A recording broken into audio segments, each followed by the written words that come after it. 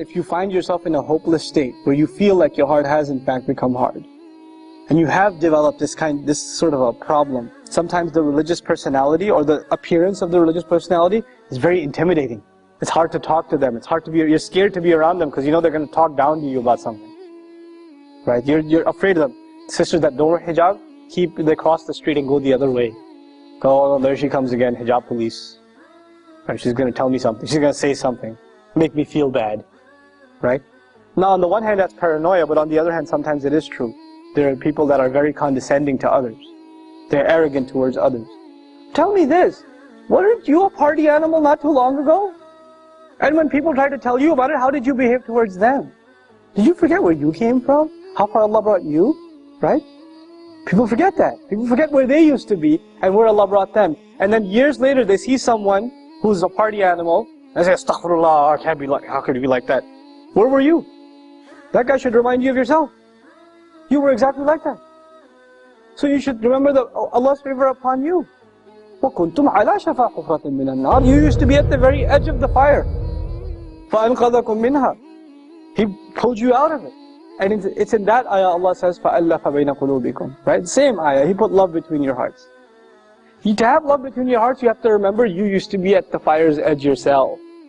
And you got pulled back, and it wasn't because of you. It's not because you're a really smart person, and that's why you deserve to be pulled back. Whose favor was it to you?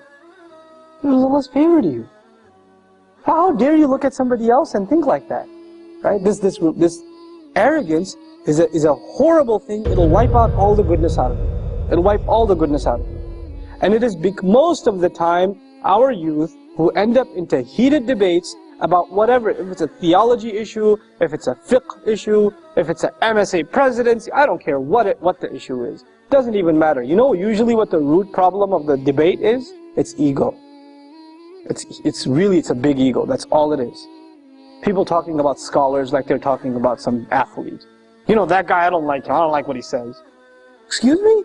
Do you know what journey he made for the sake of Allah? Even if you disagree with him, the fact that he left his home, whoever that scholar is, and traveled halfway across the world to seek knowledge, and spent nights and nights and nights praying and memorizing and studying, you're going to just pass a comment on him like, oh, I don't like what he says, I think he's deviant. How dare you? What have you done? What puts you in that position to be able to say that? And you know, if you disagree with a Muslim and you think they're wrong, what should be your first attitude towards them? You should pass a verdict on them that they're headed to hell, or should you genuinely be concerned for them? And if you were genuinely concerned for them, you wouldn't talk to anybody else about them. Who would you talk to? Themselves.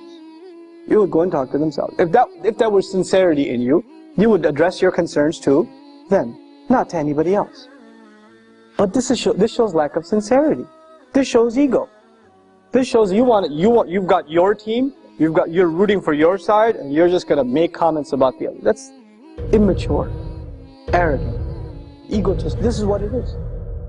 وَاعْتَصِمُوا بِحَبْلِ اللَّهِ جَمِيعًا وَلَا تَفَرَّقُوا وَاذْكُرُوا نِعْمَةَ اللَّهِ عَلَيْكُمْ إِذْ كُنْتُمْ أَعْدَاءً فَأَلَّفَ بَيْنَ قُلُوبِكُمْ فَأَصْبَحْتُمْ